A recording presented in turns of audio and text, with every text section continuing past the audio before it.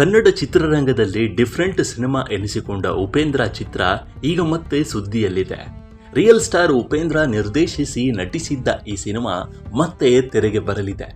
ಇತ್ತೀಚೆಗೆ ಹಳೆಯ ಸಿನಿಮಾಗಳನ್ನು ಮರು ಬಿಡುಗಡೆ ಮಾಡುವ ಟ್ರೆಂಡ್ ಜೋರಾಗಿದೆ. ಆದ್ದರಿಂದ ಉಪೇಂದ್ರ ಸಿನಿಮಾವನ್ನ ಮರು ಬಿಡುಗಡೆ ಮಾಡಲು ಪ್ಲಾನ್ ಸಿದ್ಧವಾಗಿದೆ.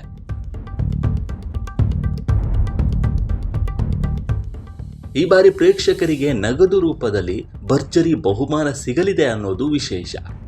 ಈ ಬಾರಿ ಸಿನಿಮಾ ಕೇವಲ ಮನರಂಜನೆಗೆ ಸೀಮಿತವಾಗಿಲ್ಲ. ISH ಮೈರಾ ಪ್ರೊಡ್ಯೂಸರ್ ಕಂಪನಿಯ ಪರಮೇಶ್ವರ್ ಬಿ ಅವರು ಪ್ರೇಕ್ಷಕರಿಗೆ ಬಂಪರ್ ಆಫರ್ ನೀಡಿದ್ದಾರೆ. ಜೂನ್ 4ರಂದು ರಾಜ್ಯಾದ್ಯಂತ ಸುಮಾರು 100 ಸಿಂಗಲ್ ಸ್ಕ್ರೀನ್ಗಳಲ್ಲಿ ಚಿತ್ರಮಂದಿರಗಳಲ್ಲಿ ಸಿನಿಮಾ ಬಿಡುಗಡೆ ಆಗಲಿದೆ. ಈ ಚಿತ್ರ ನೋಡುವ ಪ್ರೇಕ್ಷಕರಿಗೆ ಪ್ರತಿ ಶೋ ಮುಗಿದ ನಂತರ 10 ನಿಮಿಷಗಳ ಕಾಲ ಪ್ರಶ್ನೋತ್ತರ ಕಾರ್ಯಕ್ರಮ ನಡೆಯಲಿದೆ.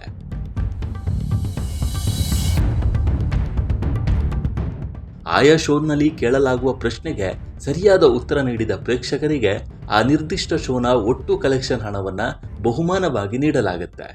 ಸಿನಿಮಾ ಪ್ರದರ್ಶನದ 25ನೇ ದಿನದಂದು ಕೇಳಲಾಗುವ ಪ್ರಶ್ನೆಗೆ ನಿಖರ ಉತ್ತರ ನೀಡುವ ಒಬ್ಬ ಅದೃಷ್ಟಶಾಲಿ ಪ್ರೇಕ್ಷಕನಿಗೆ ಬರೋಬ್ಬರಿ 1 ಕೋಟಿ ರೂಪಾಯಿ ಬಹುಮಾನ ನೀಡುವುದಾಗಿ ಪರಮೇಶ್ವರ್ ಘೋಷಿಸಿದ್ದಾರೆ. ಈ ಸಾಹಸಮಯ ಯೋಜನೆಯ ಹಿಂದಿರುವ ಪ್ರಮುಖ ಉದ್ದೇಶಗಳನ್ನು ಕೂಡ ಪರಮೇಶ್ವರ್ ಹಂಚಿಕೊಂಡಿದ್ದಾರೆ.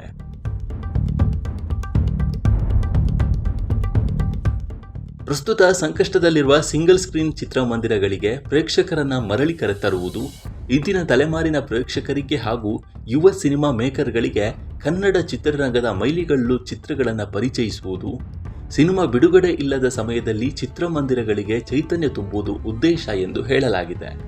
ಈ ವಿಶೇಷ ಮರು ಬಿಡುಗಡೆಗೆ ಉಪೇಂದ್ರ ಚಿತ್ರದ ಮೂಲ ನಿರ್ಮಾಪಕರಾದ ಶಿಲ್ಪಾ ಶ್ರೀನಿವಾಸ್ ಅವರು ಸಮ್ಮತಿ ಸೂಚಿಸಿದ್ದಾರೆ. ಮುಂದಿನ ದಿನಗಳಲ್ಲಿ ನಡೆಯಲಿರುವ ಮತ್ತೊಂದು ಸುದ್ದಿಗೋಷ್ಠಿಯಲ್ಲಿ ಸ್ವತಃ ರಿಯಲ್ ಸ್ಟಾರ್ ಉಪೇಂದ್ರ ಹಾಗೂ ನಿರ್ಮಾಪಕರು ಭಾಗವಹಿಸಿ ಯೋಜನೆಯ ಸಂಪೂರ್ಣ ನಿಯಮ ಮತ್ತು ವಿವರಗಳನ್ನು ಹಂಚಿಕೊಳ್ಳಲಿದ್ದಾರೆ ಎಂದು ಪರಮೇಶ್ವರ್ ತಿಳಿಸಿದ್ದಾರೆ.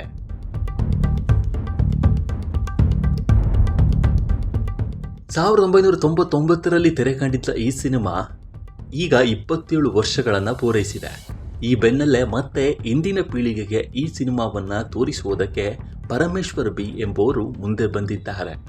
ಇಷ್ಟೇ ಅಲ್ಲದೆ ಉಪೇಂದ್ರ ಸಿನಿಮಾ ರಿಲೀಸ್ ಆಗಿ 25 ದಿನಗಳನ್ನು ಪೂರೈಸಿದ ಬಳಿಕ ಮತ್ತೊಂದು ಬಂಪರ್ ಆಫರ್ ಕೂಡ ಇದೆ. ಅದೇ ರೀತಿ 25ನೇ ದಿನ ಉತ್ತರ ನೀಡಿದ ಒಬ್ಬ ಪ್ರೇಕ್ಷಕನಿಗೆ 1 ಕೋಟಿ ರೂಪಾಯಿಯನ್ನು ಬಹುಮಾನವಾಗಿ ನೀಡಲಾಗುತ್ತೆ ಎಂದು ಆಯೋಜಕ ಪರಮೇಶ್ವರ್ ಬಿ ಹೇಳಿದ್ದಾರೆ.